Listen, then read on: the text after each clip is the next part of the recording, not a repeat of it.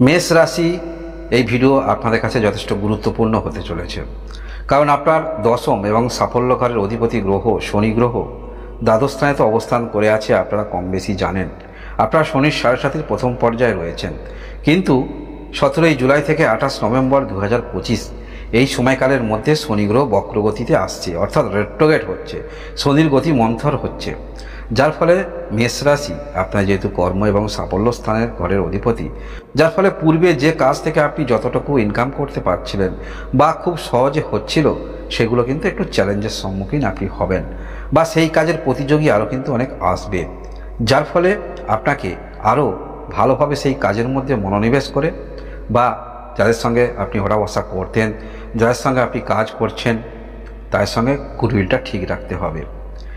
মেষ রাশির আপনারা যারাই রয়েছেন কর্মজীবনে একটু চ্যালেঞ্জের সম্মুখীন আপনারা হবেন, বা যেখানে আপনি অর্থ হয়তো পাবেন, ঠিক তারিখ দিয়েছে সেই তারিখ হয়তো অর্থ আপনি বুঝে পেলেন না, কারণ শনি গ্রহের সাড়ে সাতির মধ্যে আপনারা রয়েছেন, প্রথম চরণে রয়েছেন, তার উপরে শনি গ্রহ আবার রেট্রোগেট হচ্ছে। দেখুন, কিছু সময় এমন পরিস্থিতি আসে আমাদের মানিয়ে নিয়ে চলতে হয়, তাই আপনারা সময়কে যারা গুরুত্ব দিয়ে বা সময়কে মানিয়ে নিয়ে চলতে পারবেন, তারাই কিন্তু পরবর্তী ক্ষেত্রে সফলতার শীর্ষে আপনি যেতে পারবেন। কারণ শনি গ্রহ আমাদের ধৈর্য, পরবর্তী আগে যে কাজগুলি করেছেন সেই কাজের পুনর্মূল্যায়ন, তার ফলাফল কিন্তু দেওয়ার সময় থাকে। তাই এই যে শনি রেট্রোগেট হচ্ছে, শনির সাড়ে সাতির মধ্যে আপনারা রয়েছেন, পূর্বের কিছু কাজকর্ম সেগুলো কিন্তু পুনর্মূল্যায়ন আপনাকে কিন্তু কিছু বোঝাবে যে এটি করা ঠিক হয়নি, বা এরকম যদি আমি পদক্ষেপ রাখতাম তাহলে ভালো ফলাফল আমরা পেতাম। দূরের কোনো ব্যক্তি যদি আপনাকে কোনো কিছু বিষয়ে আগ্রহ করে তুলে, সেই বিষয়ে হঠাৎ করে সিদ্ধান্ত নিতে যাবেন না, সিদ্ধান্তটা অবশ্যই আপনাকে বিবেচনা করে নিতে হবে। কেউ যদি আপনাকে কোনো কথা বলে কারোর সম্বন্ধে, সেই কথা নিজের মধ্যে গোপন রাখার চেষ্টা রাখবেন, সবার মধ্যে সেই ব্যক্তিগত কথা সেটি কিন্তু বলবেন না। এবং যারা ব্যবসা ক্ষেত্রে রয়েছেন, সেক্ষেত্রে অবশ্যই বুঝে শুনে আপনাকে ইনভেস্ট করতে হবে, এবং আর্থিক বিষয়টাও আপনাকে একটু নজর রাখতে হবে, অর্থাৎ যে ক্ষেত্রে বেশি আর্থিক ব্যয় হয়ে যাবে সেই ক্ষেত্রটা থেকে নিজেকে নিয়ন্ত্রণ রাখার আপনারা চেষ্টা রাখবেন যারা মেষ রাশির রয়েছেন, কারণ সময়কে গুরুত্ব দিতেই হবে। ব্যক্তিগত জীবনে আপনার যে চিন্তাভাবনাগুলি রয়েছে, সেই চিন্তাভাবনাগুলি আরও আপনাকে পর্যালোচনা করে চিন্তাভাবনা নিতে হবে, হঠকারিতার সিদ্ধান্ত থেকে আপনাকে দূরে থাকতে হবে। যে ক্ষেত্রে আপনার সমস্যার সৃষ্টি হতে পারে, বড় ঋণ সমস্যার সৃষ্টি হতে পারে, বা ছোটোখাটো কোনো রকম শারীরিক সমস্যা, সেটা পরবর্তী ক্ষেত্রে দীর্ঘমেয়াদী সমস্যায় যেতে পারে, এগুলোকে আপনাকে কিছু নির্ধারণ করে আপনাকে ব্যবস্থা নিতে হবে, তাহলে পরবর্তী এই যে এখন যে মূল্যায়ন আপনি করছেন, এর ফলাফল আপনি ভালো পাবেন। এবং আপনারা যারা বিদেশ যাবেন ভাবছেন, সেক্ষেত্রে যোগাযোগ এলেও আপনাকে কিন্তু ভালো করে পর্যালোচনা করে তারপর চিন্তা ভাবনা করতে হবে। হঠাৎ করে কোনো কিছু ক্ষেত্রে যদি সফলতা আপনার জীবনে আসে, ধরুন আপনার মেষ রাশি, অন্য লগ্ন ভেদে তারতম্য অবশ্যই হবে। কোনো ক্ষেত্রে যদি হঠাৎ করে আপনার জীবনে কোনো সফলতা আসে, সেই আনন্দে উৎসাহিত বেশি হবেন না, নিজেকে কন্ট্রোল রাখার চেষ্টা রাখবেন।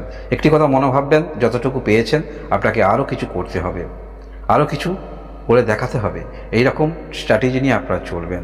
শরীর স্বাস্থ্যের দিক থেকে বলতে হলে যাদের আপনাদের একটু প্রেশারজনিত সমস্যা রয়েছে, অবশ্যই সাবধানতা অবলম্বন করবেন, যেহেতু এই শনির সাড়ে সাতির মধ্যে আপনারা রয়েছেন এবং রেট্রোগেট হয়েছে। যারা কর্মের জন্য চেষ্টা রাখছেন, আপনাকে প্রিপারেশন ভালো করে নিতে হবে। আত্মবিশ্বাস ঠিক আছে, কিন্তু অতিরিক্ত আত্মবিশ্বাস নিয়ে কোনো কিছু ক্ষেত্রে পদক্ষেপ রাখবেন না। যে কাজ হয়তো প্রতিনিয়ত আপনি করেন, সেই কাজ যথেষ্ট পারদর্শী, কোনো কিছু ক্ষেত্রে মনের মধ্যে অহংকার আনবেন না।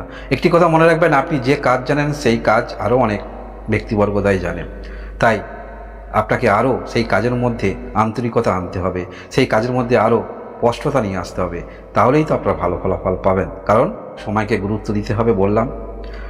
যে ব্যক্তিরা সময় অনুসারে সময় অনুসারে সময়টাকে গ্রহণ করে স্বীকার করে আপনারা যারা চলতে পারে, তারাই কিন্তু পরবর্তী ক্ষেত্রে সঠিক পথ পেয়ে থাকেন।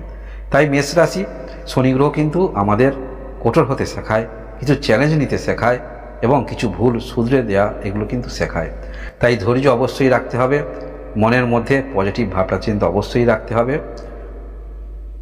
এবং আপনারা প্রতিকার করতে পারেন, যে প্রতিকার করলে অবশ্যই আপনারা নেগেটিভিটি থেকে অনেকটা দূরে থাকবেন।